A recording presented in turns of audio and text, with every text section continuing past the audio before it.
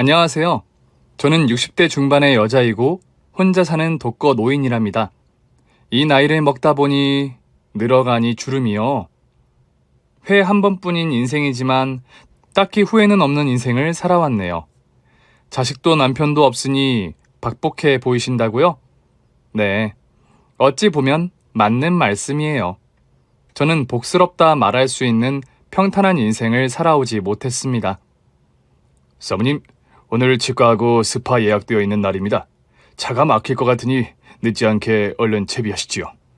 날씨가 더우니 점심은 좋아하시는 땡땡 호텔 평양냉면 집으로 모실까요? 착실하고 아들같이 속정 깊은 정기사가 저를 부르네요. 꾸무적거리지 말고 얼른 챙겨서 나가야겠습니다.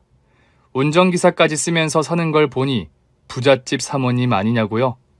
반지도 알 굵은 보석 반지에 값비싼 진주 목걸이, 명품 가방과 디자이너가 맞춘 세상에 한 벌뿐인 정장. 예, 제 옷차림을 보면 부잣집 사모님의 외양, 딱 그것일 수 있겠네요. 그런데요, 제가 아까 말씀드렸잖아요. 저는 복스럽다 말할 수 있는 평탄한 인생을 살아오지 못했다고.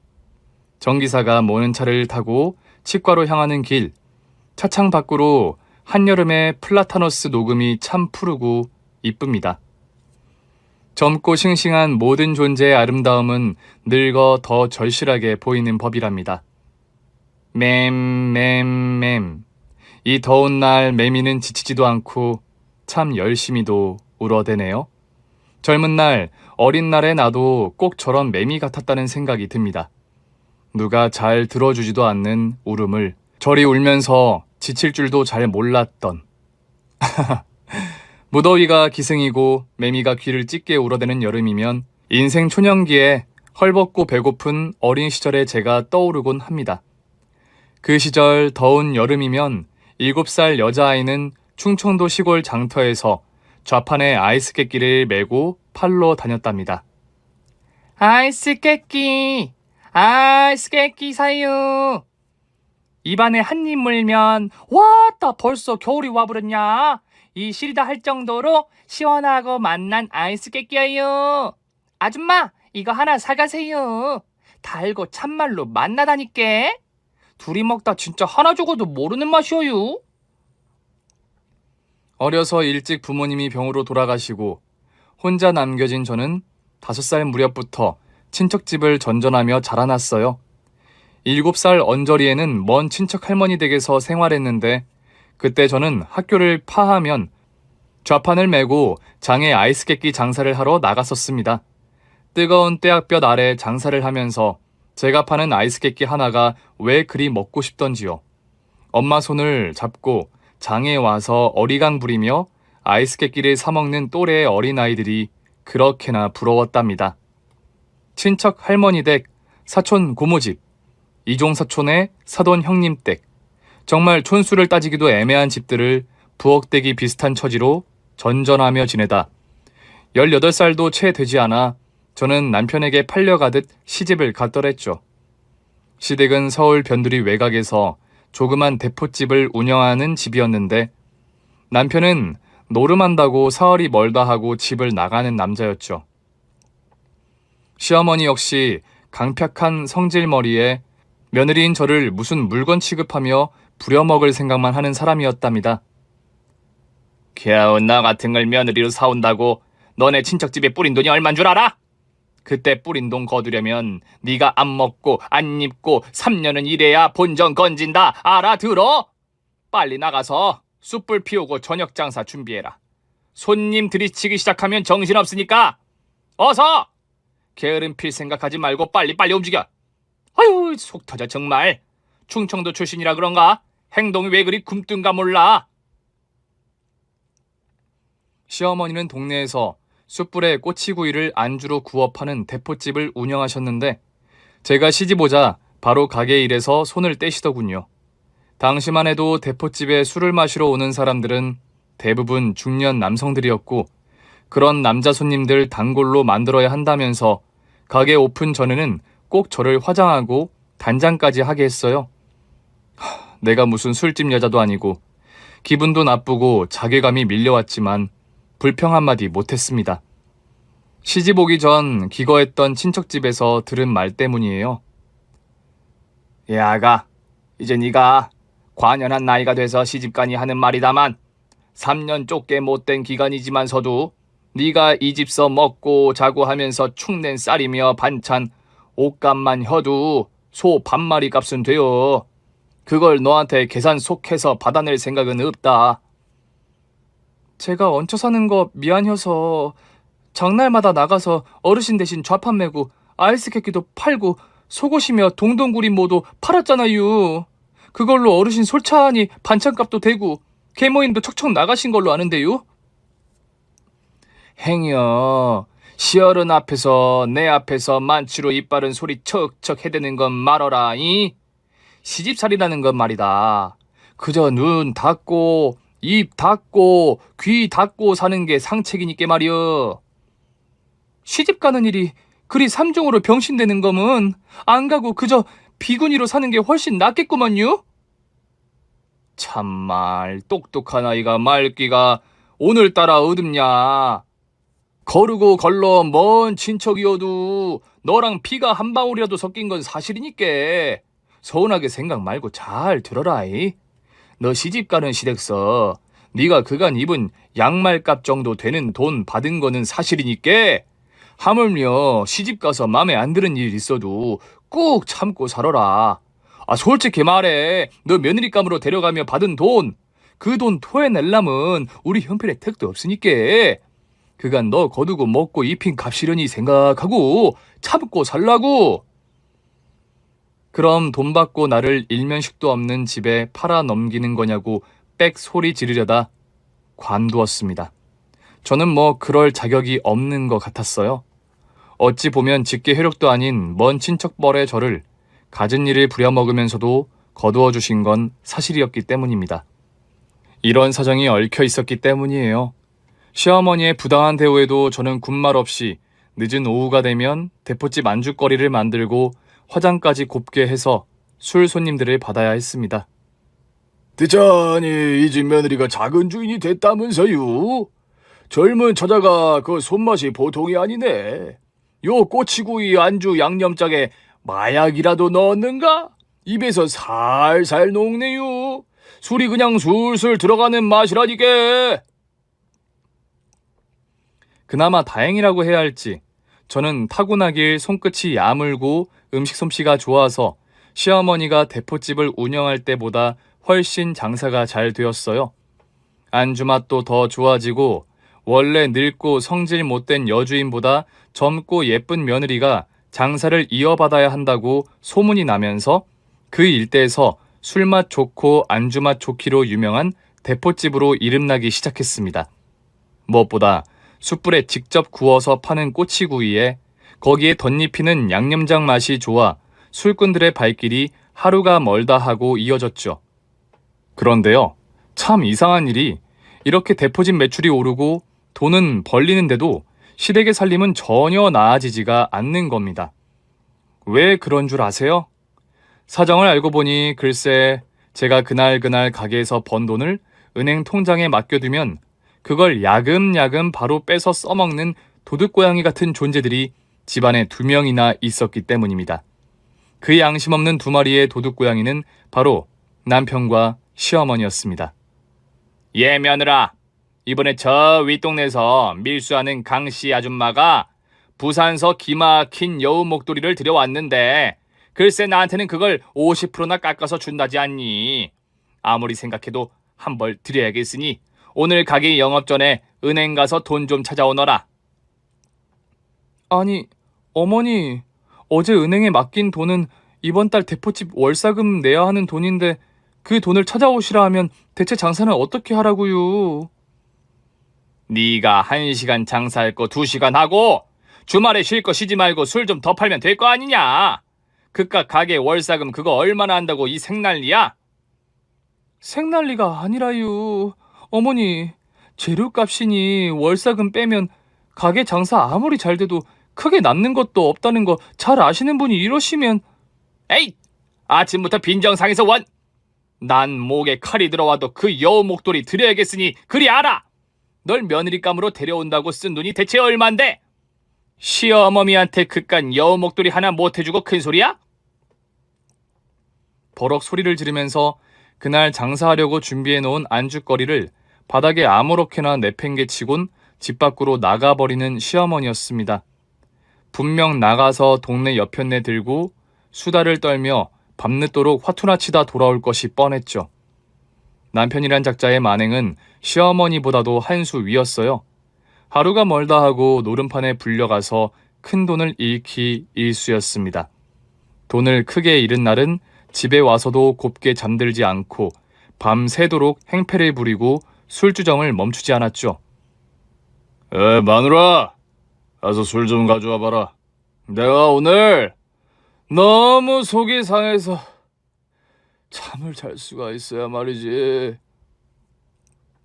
노름판서 돈 잃고 술까지 자셨으면 그냥 곱게 잠이나 주무세요. 뭐? 이놈의 여편네가 죽지 못해 환장했나? 뭐 잘난 것도 없이 부엌대기로 전전하던 거 돈 주고 사와 마누라 삼았더니 남편 공경할 줄은 모르고 뭐가 어쩌고 저째? 당장 술 가져와. 대포집에 널린 게 술일 텐데 얼른! 당신이 이번 달에 노름판서 날린 돈만 대체 얼만 줄 알아요? 당신 노름하면서 버린 돈 내가 번번이 메꿔준 거. 그래 그것만 셈해도 지 사업 몸값은 이미 애진작 넘겼을 테니까 그거 가지고 생색 좀 그만 내요. 뭐? 이 거지 같은 예편네가 감히 하늘 같은 남편 앞에서! 짝! 남편은 노름을 하는 것도 모자라 술만 먹으면 저를 때리기까지 하더군요. 거기다 제가 시어머니를 대신해 대포집을 운영하다 보니 자연스럽게 남자 손님들과 어울릴 일이 많았는데 그걸 가지고 시비를 걸면서 의처증 증세까지 나타나기 시작했죠. 한 번은 한창 장사를 하고 있는데 가게로 찾아와서 다짜고짜 단골 손님의 멱살을 잡고 뒤흔드는 겁니다. 네가 우리 마누라고 그렇고 그런 사이라며. 동네에 소문 쫙 났으니까 오리발 내밀 생각 마라. 지금 대체 뭐하는 짓거리예요? 그분 단골분들 중에서도 제일 점잖은 수학 선생님이시라고요. 당장 그 손 안 나요? 인연이 진짜 이 기생오리비 같은 놈하고 눈이 맞아도 단단히 첫 맞았구만. 내년부터 내가 오늘 족쳐야겠다. 남편은 그날따라 눈이 휘가닥 뒤집히며 저의 머리채를 잡아 끌며 가게 안에서 한바탕 난동을 피우더군요. 노름판에서 큰 돈을 잃은 날일수록 남편의 폭력성은 더 잔인하고 거칠어지는 경향이 있었습니다. 전 남편 하는 양을 보고 오늘도 이 인간 어디 화투판서 큰 돈 날리고 왔구나. 그 화풀이를 또 이렇게 지저분하게 하는구나. 지레짐작할 뿐이었죠. 남편은 미친 사람처럼 주먹을 휘두르더니 그 점잖기 짝이 없는 수학 선생님, 단골 손님의 얼굴엔 시퍼런 멍자국이 남을 정도로 폭행을 가했고요. 그런데요, 하필 남편에게 폭행당한 피해자, 그 수학 선생님의 아버지가 관할 경찰서장이었던 겁니다. 남편은 구치소에 수감되었고 저는 차라리 다행이다 싶었어요. 남편이란 작자, 저렇게라도 감옥 생활을 하면서 정신을 좀 차려야 할 사람이라고 생각했거든요. 참 그 아들의 그 애미라고 해야 하는 건지 남편이 감옥에 가 있는 동안에도 시어머니의 낭비와 사치벽은 끝날 줄 몰랐습니다. 어느 날부터인가는 은행에서 자꾸 독촉장 같은 것이 오길래 열어봤더니 글쎄 살고 있는 집을 담보로 엄청난 금액의 목돈을 대출받았더군요. 더럭 겁이 났고 어찌된 영문인지 시어머니께 캐물으니 남편의 도박빚을 갚으려고 빚을 졌다는 겁니다. 그런데요, 후에 알고 보니 시댁의 빚은 그게 다가 아니었어요.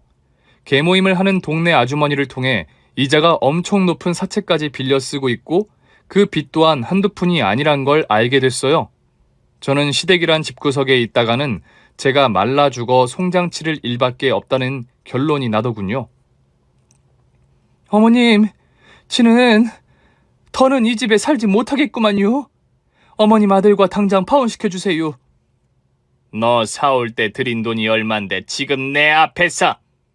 어머니, 양심이 있으면 제발 그 돈 얘긴 그만하세요. 그 돈 이자까지 쳐서 받을 만큼 저 실컷 부려 먹었잖아요. 그리고 곱게 이혼 안 해주면요, 어머님 아들 영영 감옥에서 못 나올 줄 아세요. 하루 걸러 버린 그 큰 도박판 행적들 경찰에 다 까발겨 버릴 테니께. 전 그렇게 시어머니를 협박해서 겨우 남편과 파혼할 수 있었습니다.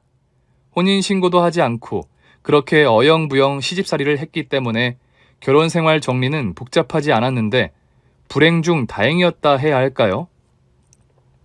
그러나 파혼 후에도 저의 삶은 순탄치 못했습니다. 겨우 모은 종잣돈으로 조그맣게 식당을 차렸는데 글쎄 부동산 입자에게 사기를 당해 권리금과 전세금을 홀랑 날려버린 일도 있었어요.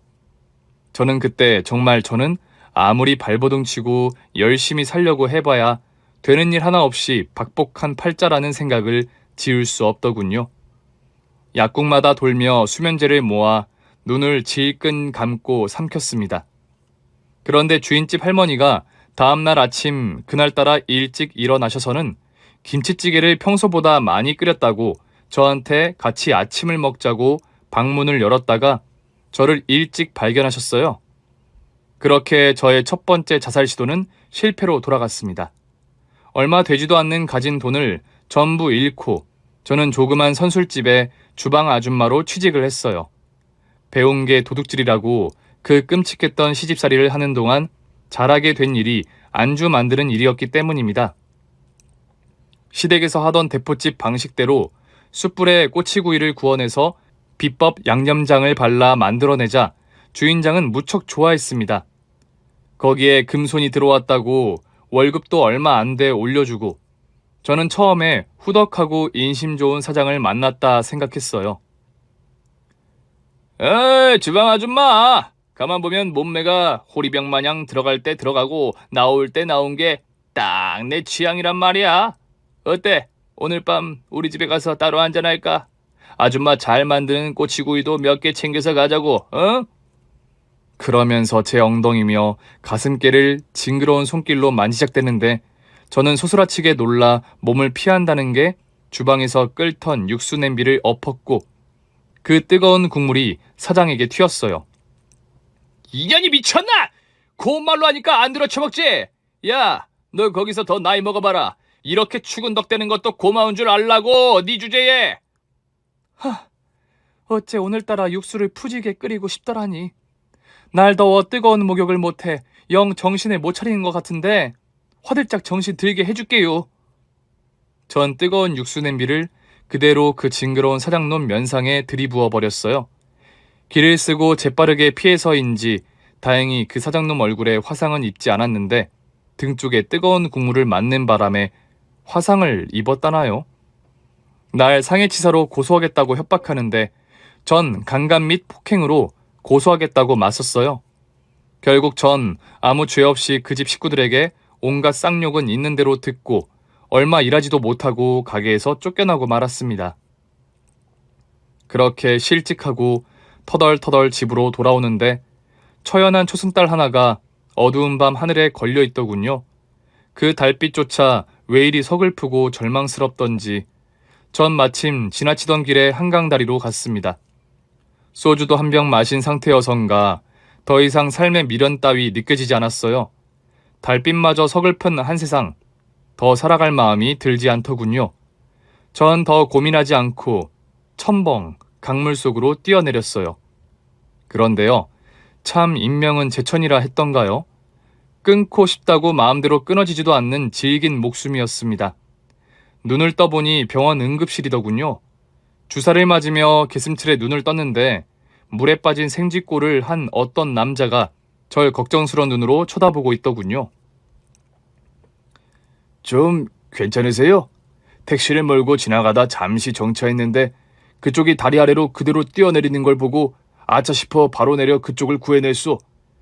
세상 살기 팍팍하고 힘든 건 인혁이나 나나 다 마찬가지야. 죽을 용기 있으면 그 악으로 깡으로 살 생각을 하라고. 알아들었어요? 그렇게 생면부지 처음 보는 택시기사의 도움으로 저의 두 번째 자살 시도 역시 물거품이 됐습니다. 그렇게 모진 방법으로 죽으려고 연이어 시도를 했는데 자꾸 살아나지니까 뭔가 이상한 오기 같은 게 생기더군요. 2판, 4판. 어차피 죽은 거나 진배 없는 목숨. 다시 한번 죽을 각오로 독하게 살아보자. 그래, 딱 한 번만 그렇게 독하게 살아보고 어떻게 할지는 그때 가서 결정하자. 뭐 그런 독기 품은 생각을 했더랬죠. 응급실에서 수액을 다 맞고 퇴원하는데 병원 밖에서 절 구해준 택시기사가 기다리고 있더군요. 저는 그때 수중에 딱 국밥 한 그릇 사 먹을 돈밖에 남아있지 않았습니다. 그런데도 그 택시기사분에게 뭔가 고맙고 성의를 표시해야 할 것 같은 생각이 들더군요. 파리보다 못한 목숨이지만서도 지 목숨을 구해주신 은인인디 따순 국밥 한 그릇 대접하고 싶네요. 그렇게 근처 국밥집으로 들어가서 저는 설렁탕 한 그릇을 시켰어요. 물에 빠진 저를 구해내고 보호자로 병원에서 한참을 기다리느라 끼니를 놓쳐서인지 택시기사는 정말로 달게 국밥을 비우더군요. 한참 그 사람이 국밥을 먹고 있는데 시키지도 않은 수육 한 접시가 푸짐하게 차려져 나왔어요. 국밥도 한 그릇 더 나왔고요. 지는 시킨 적이 없는데요. 지는 분명 기사님 목 국밥 한 그릇만 시켰는데 주문이 잘못 들어간 것 같네요. 죄송하지만 도로 가져가 주세요. 아까 그쪽 잠깐 화장실 간 사이에 제가 추가로 더 시켰어요. 부담 갖지 말고 먹어요. 내가 배가 많이 고파서 더 먹으려고 시킨 거니까. 택시기사, 그 남자는 사람 좋게 웃으며 저에게 국밥과 수육 접시를 가깝게 놔주는 겁니다. 저는 저도 모르게 눈물이 왈칵 쏟아졌어요. 한참 서럽게 우느라 밥 한 술 제대로 뜨지 못했습니다. 수육 식으면 맛없어요. 몸이 많이 추웠을 건데 설렁탕 국물부터 좀 들이켜요. 얼른요. 전 그렇게 생전 처음 보는 택시기사의 따뜻한 도움으로 그날 따뜻하게 저녁 식사까지 대접받고 몸을 회복하게 되었네요. 그래서 이 택시기사와 어떻게 되었냐고요? 어떻게 되긴요. 두 번째 자살 시도에서 저를 구사일생으로 구해준 택시기사는 제가 악착같이 돈을 모아 몇 년 후 평창동에 차린 조그만 가정식 백반집의 단골 손님이 되었어요. 실은 택시기사분과 요즘 흔히들 하는 말로 썸 비슷한 것이 있었네요. 솔직히 말하면 그렇습니다.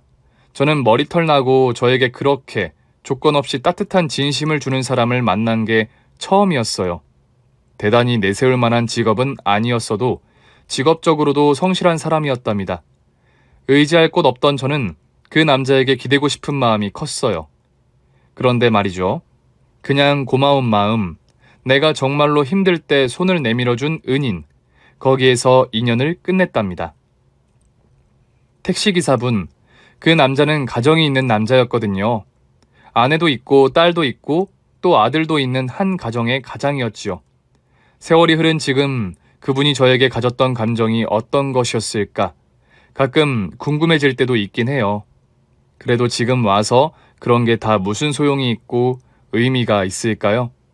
죽을 뻔한 저를 구해주고 따뜻한 밥을 사주면서 다시 세상 살고 싶어지게 만들어준 사람.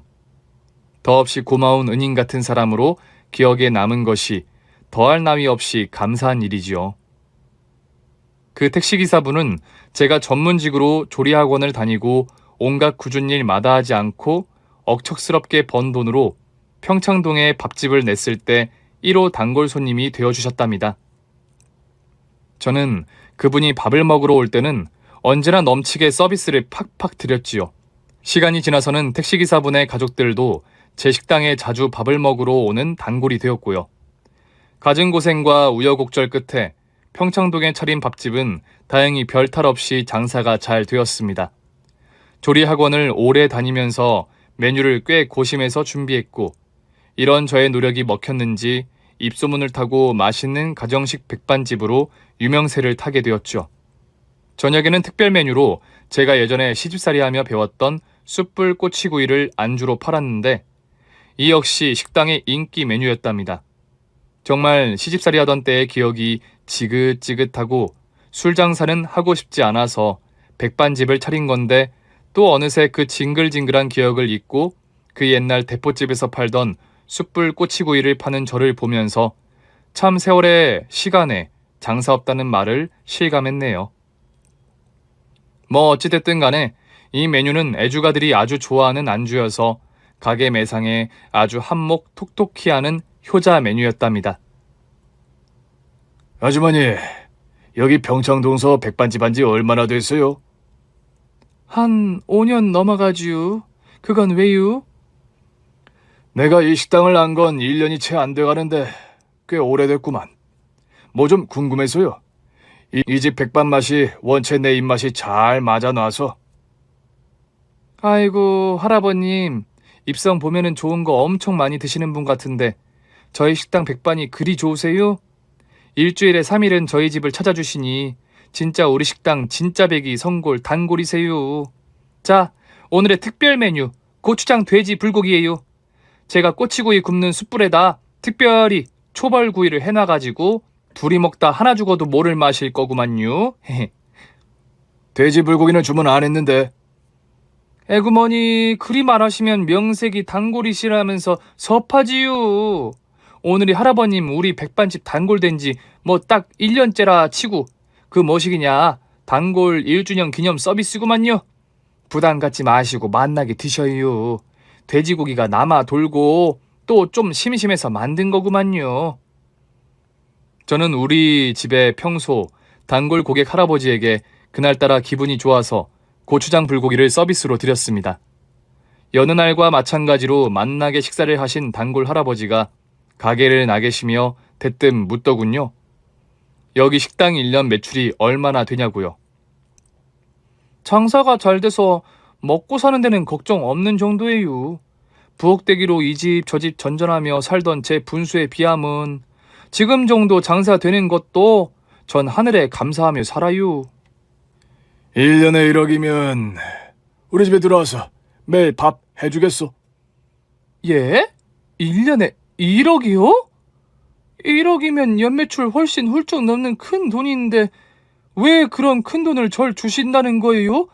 뭐 최근에 로또라도 맞으셨슈? 저의 순박하고 어리석은 질문에 할아버지 단골은 크게 너털 웃음을 터뜨리시더군요. 알고 보니 단골 할아버지는 평창동 내에서도 비싸기로 소문난 대저택에 거주하는 재계 서열 10위 안에 드는 철강회사 회장님이셨어요. 돌아가신 어머니의 손맛과 기막히게 닮은 저희 백반집 식사를 맛보시곤 단골이 되신 거였고 저희 손맛이 마음에 들어 절 가정부로 쓰고 싶어 했던 겁니다. 하필 그즈음 가게 일이 하도 고된 나머지 혼자서는 장사가 힘들어 사람이라도 한 명 쓸까 생각하던 차였는데 전 잘됐다 싶었죠. 재벌가 도우미로 들어가면 수입은 지금보다 훨씬 많고 그러면서 일은 식당 일보다 덜 고될 게 분명했으므로 망설일 이유가 없었습니다. 전 그렇게 최 회장님 댁의 회장님 전용 식사 전담 도우미로 고용되었어요. 1년에 1억이라는 거금을 받으면서 올고지 회장님 식사만 준비하면 되니까 뭐 이런 꿀직업이 있나 싶을 정도로 참 일이란 게 할만합디다. 분기별 보너스도 제 분수엔 진짜 만져보지도 못한 목돈은 쥐어주셨고요.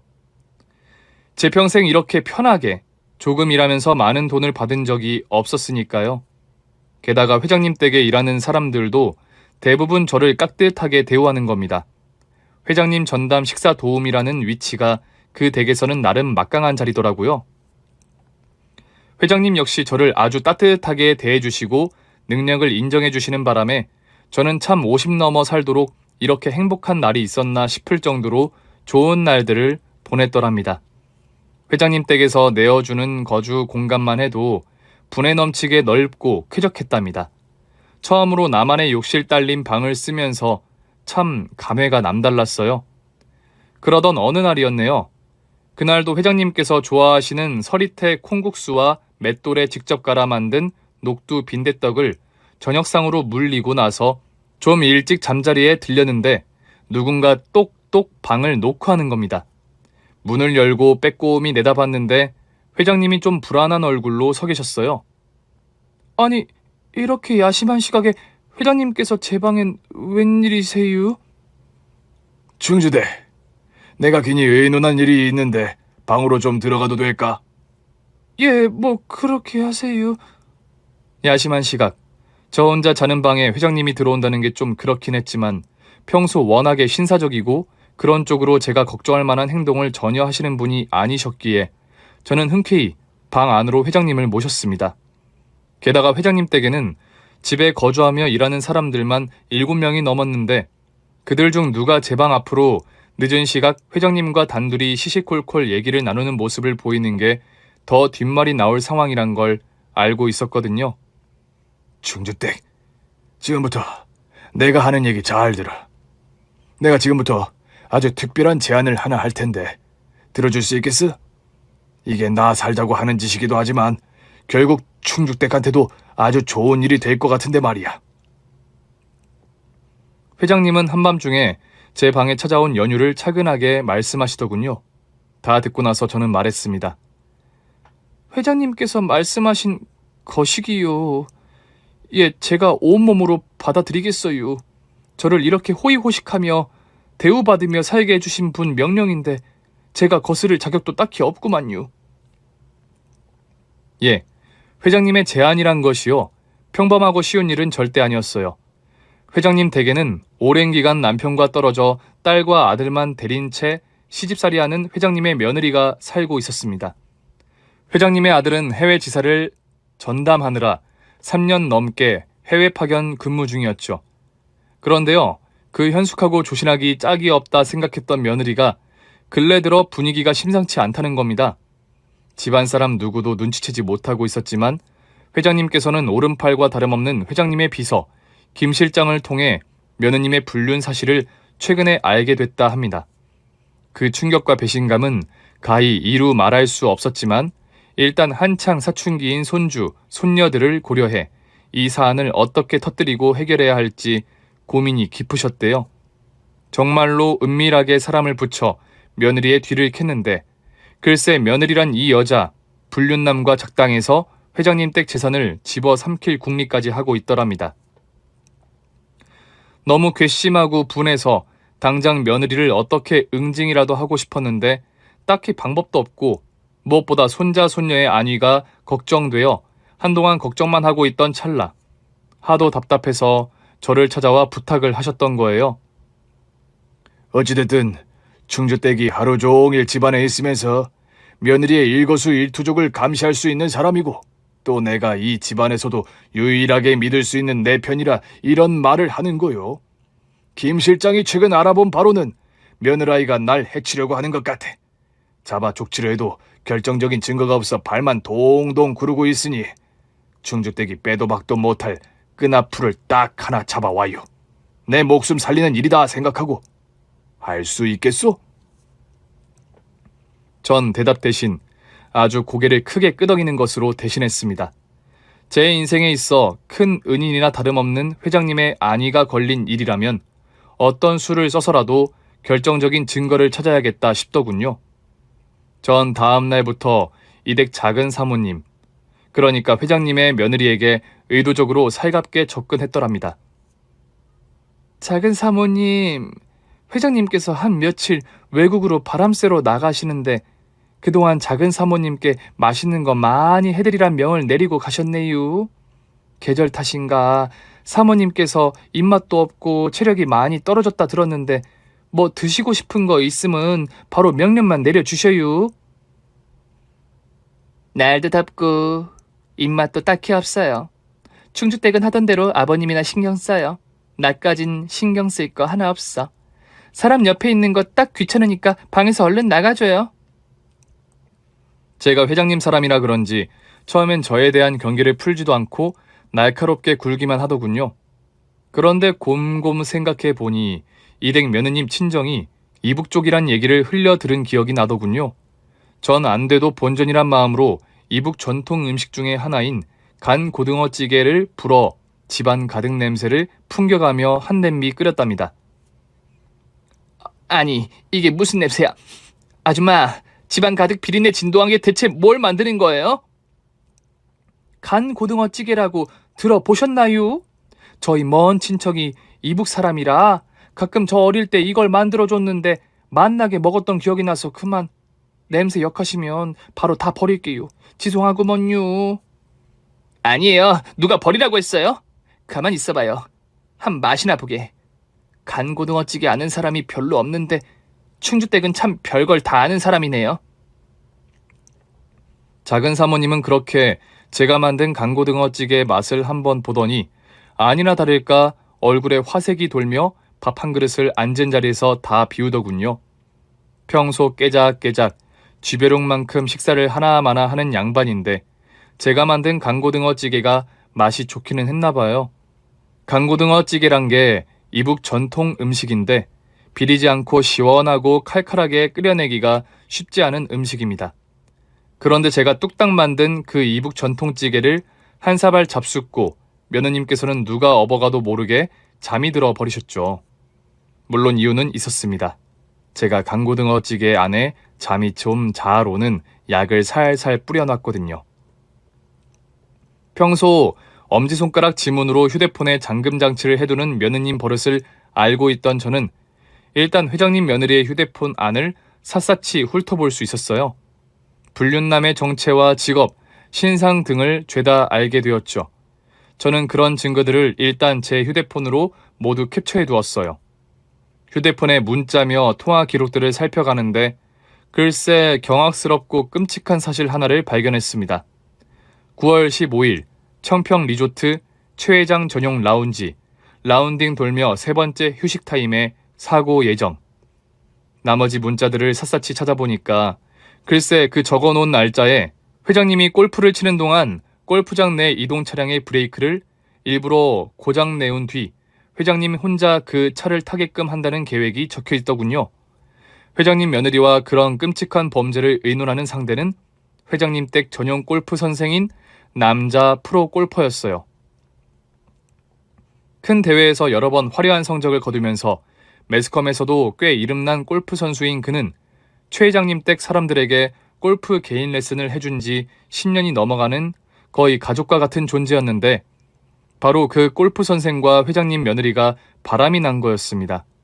그리고 설상가상 그 골프 선생과 짜고 회장님을 골프장에서 사고사하게 만들려는 끔찍스럽기 짝이 없는 범죄 계획을 세우고 있던 겁니다. 저는 당장 캡처한 모든 정황들을 회장님 휴대폰으로 전송했습니다. 외국으로 한 며칠 가 있겠다고 일부러 집에서 나가 계셨던 회장님은 근처 호텔에서 투숙하시다 바로 집으로 귀가하셨죠. 물론 필요한 모든 조치를 다 취한 다음에 돌아오셨어요.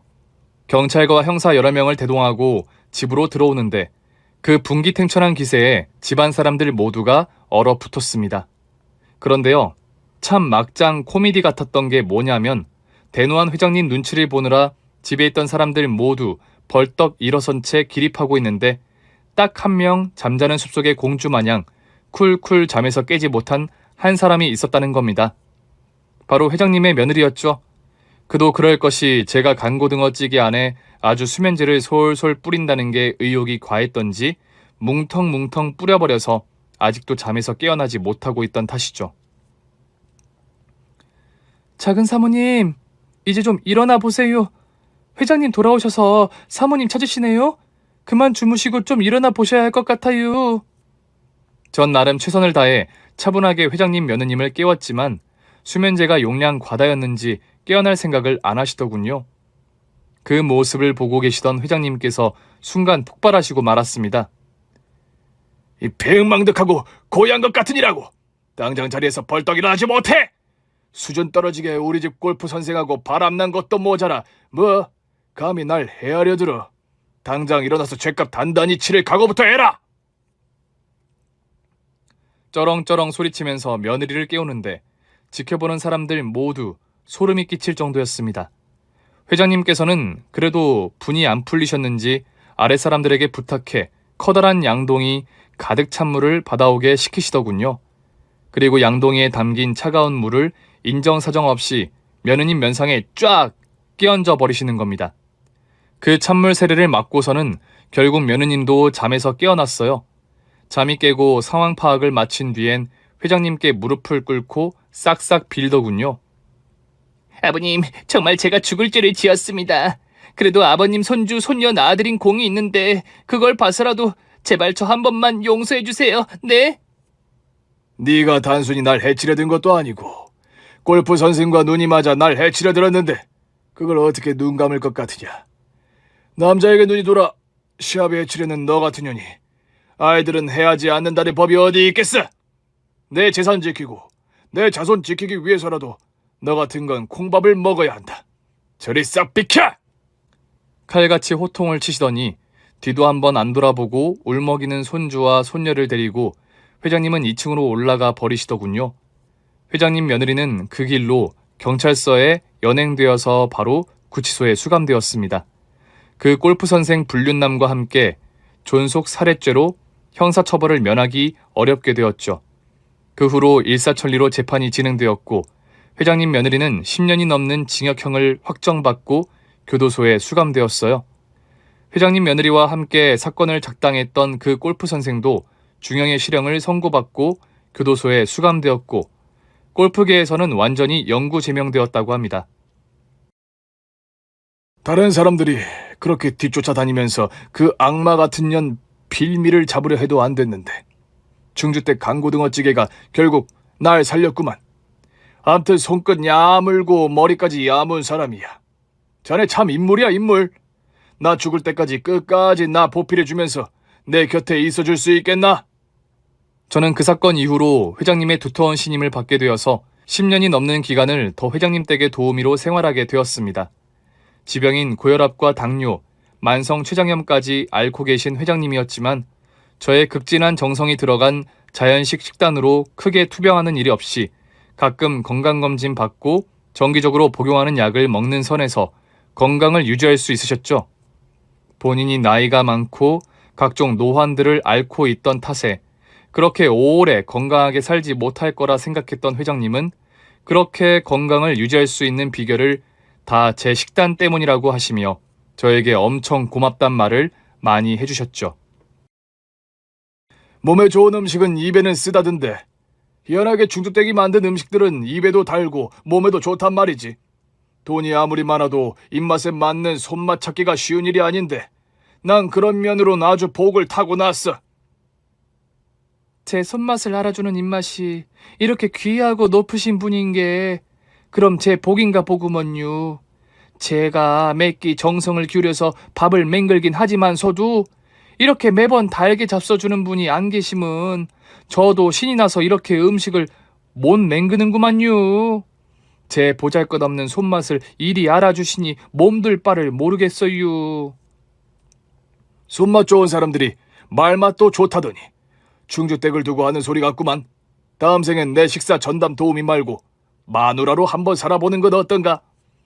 아이고 회장님 누가 들으면 노망났다 흉보겠어요. 어찌 지 같은 보잘것없는 여자한테 그런 농을 던지시남요. 행여 거짓부렁으로라도 그런 농담은 마세요. 그런 얘기를 하면서도 절대 이상한 쪽으로 선을 넘거나 음흉한 행동을 하는 일이 절대 없는 신사적인 회장님이셨습니다. 여지껏 살아오면서 저는 저를 돈으로 보거나 이용하려는 사람들, 이유도 없이 무시하고 구박하는 사람들만 줄창 만나다가 보잘것없는 제 음식 솜씨를 그렇게 귀한 재주로 인정해주고 또 다른 사람들까지 저를 황 여사님이라 부르며 존중받게 해주는 회장님이란 존재가 더없이 감사했지요. 그렇게 그 며느리 사건 이후 10년 동안 회장님은 크게 아픈 곳 없이 행복한 일상을 보내다가 어느 신선한 가을날 밤 평소 좋아하는 소설책을 읽으시다 주무시듯 돌아가셨습니다. 정말이지 평화로운 자연사가 아닐 수 없었죠. 회장님 장례식을 치르고 평소 유언에 따라 49제까지 제가 도맡아 치른 뒤 회장님 댁을 나오는데 평소 회장님의 오른팔이었던 김비서가 따라 나와 제게 인사를 하더군요. 황 여사님, 그동안 최 회장님 모시느라 고생 많으셨습니다. 계실 거처가 적힌 주소하고 이건 회장님께서 황 여사님께 유산으로 남기신 건물 등기 문서입니다. 예? 등기 문서요? 제가 뭐 대단히 헌 일이 있다고 건물식이나. 전 긴가민가 한 마음에 등기부 등본을 열어보았는데 정말 너무 깜짝 놀라고 말았습니다. 세상에 서울 한복판, 그것도 인사동 가장 중심가에 위치한 시가 200억이 훌쩍 넘는 건물을 제게 증여하셨던 겁니다. 저는 믿기지 않아서 그 등기부 등본을 보고 또 보았지요. 아무리 눈을 씻고 다시 쳐다봐도 그 건물 주인의 이름은 황말순, 제 이름 석자가 맞더군요. 특별히 대단한 일을 한 것도 아닌데 이런 큰 유산을 받게 되다니 솔직히 실감이 잘 나지 않더군요. 10년이 훌쩍 넘는 기간 동안 회장님 댁에서 받은 월급과 대우만 해도 분에 넘치는 것이었는데 이런 대단한 거액의 유산을 받게 되고 보니 제 분수에 맞지 않는 일이란 생각까지 들었어요. 회장님께 유산을 전해받고 며칠이 지나지 않아 전 충청도 산골의 부모님 산소를 아주 오랜만에 찾아갔어요. 어머니, 아버지, 잘 지내셨어요? 무심한 딸내미가 한동안 먹고 사느라 바빠. 또 한동안은 이 일 저 일 복잡한 일이 치여 사느라 너무 오랜만에 찾아왔죠. 죄송해요. 한때 사는 게 너무 힘들어서 울 부모님은 죽어서도 나 같은 건 살피지도 않는가 보다 욕하고 원망한 적 많았는데 이 불효자식 용서해 주셔요. 어느 곳에 계시건 저 불쌍하다고 잘 살아야 한다고 아무리 사는 게 힘들고 사람들에 치여 힘들어도 사는 걸 포기해선 안 된다고 그렇게 말씀하고 싶었던 거지요. 잡초가 무성한 부모님 산소를 보니 눈물이 왈칵 쏟아지더군요. 잘 먹고 잘 살게 되었는데 아니 이제 누구보다 부자가 됐는데 제 곁엔 부모님이 안 계시고 가족 하나 없다는 게 참 서글프더라고요. 그래도 그 고생 끝에 이렇게 제게 큰 유산을 주신 건 뭔가 뜻이 있어서란 결론을 내렸답니다. 해서 저는 이렇게 값진 재산을 좀 뜻깊게 써보자고 많은 궁리를 했답니다. 지금은 저처럼 어려서 고아가 된 소녀들을 대상으로 학비도 지원해주고 공동 보금자리를 만들어 집과 같은 환경을 만들어주는 장학 사업을 하고 있어요. 사람이 싫고 사는 게 싫어 죽으려고 결심했던 저였는데 이렇게 기사회생으로 살아나 이제는 어려운 사람들을 돕고 살고 있다니 참 기적 같은 일이 아닐 수 없지요. 포기하고 싶은 순간마다 그래도 마지막이라는 생각으로 버텨왔던 게 오늘의 나를 있게 한 동력 같기도 합니다. 나쁜 일 끝에는 좋은 일이, 악인 끝에는 선인이 온다더니 돌이켜보면 제 인생이 딱 그러했던 것 같습니다. 그러니까 여러분도 포기하지 마시고 내일을 기대하세요. 오늘의 불행의 내일 행복의 씨앗이 된다는 믿음 버리지 마시고 오늘도 파이팅입니다. 감사합니다. 오늘 준비한 사연은 여기까지입니다. 재미있게 들으셨다면 구독과 좋아요, 알림 설정까지 눌러주세요. 그럼 저는 다음 사연으로 찾아뵐게요. 오늘도 건강하고 행복하세요.